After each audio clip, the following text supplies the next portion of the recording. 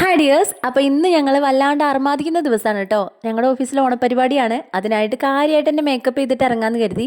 എന്തൊക്കെ മേക്കപ്പ് ചെയ്യുകയാണെങ്കിലും വീട്ടിലെ പണികളൊക്കെ കഴിഞ്ഞിട്ടല്ലേ നമുക്കിതൊക്കെ ചെയ്യാൻ പറ്റുള്ളൂ. അതുകൊണ്ട് പൊന്നൂനെയാണ് ഇന്ന് അത്തപ്പൂക്കളൊക്കെ ഏൽപ്പിച്ചിട്ടുണ്ടായിരുന്നത്. പിന്നെ പിരികം ത്രടിയിലൊക്കെ ഇന്നലെ കഴിഞ്ഞുകൊണ്ട് കുറച്ച് വൃത്തിയായിട്ടൊക്കെ ഇരിക്കുന്നുണ്ട്. അല്ലെങ്കിൽ കാടും പടലും പിടിച്ച് കിടക്കും കേട്ടോ. അങ്ങനെ ഇതാ കുറേ കുങ്കുമം വാരി പൊത്തിയിട്ടുണ്ട്. എങ്ങനെയുണ്ട് പൊന്നൂന്ന് ചോദിച്ചപ്പോൾ സൂപ്പർ ആയിട്ടുണ്ടെന്ന് പറഞ്ഞു. എനിക്കത് മതി. ലേശം കുശുമ്പോടെ ആണെങ്കിലും പൊന്നു എന്നെ യാത്രയാക്കിയിട്ടുണ്ടായിരുന്നു കേട്ടോ. അങ്ങനെ അവിടെ എത്തി ഉച്ചയായപ്പോഴാണ് വീഡിയോ ഒക്കെ ഒന്ന് എടുക്കാൻ തുടങ്ങിയത്. കാരണം അതുവരെ ആഹ്ലാദം അൺലിമിറ്റഡ് ആയിരുന്നു കേട്ടോ. അങ്ങനെ സദ്യ കഴിക്കലും വിളമ്പലും മത്സരങ്ങളിൽ പങ്കെടുക്കലും ഒക്കെ ആയിട്ട് ഭയങ്കര ആഹ്ലാദ തിമർപ്പായിരുന്നു. പിന്നെ പണ്ടേ ഞാൻ ഭയങ്കര ആരോഗ്യവതി ആയതുകൊണ്ട് മൽപ്പിടുത്തത്തിലേക്ക് ഞാൻ അന്തസ്സായിട്ട് തോറ്റു കൊടുത്തിട്ടുണ്ട്.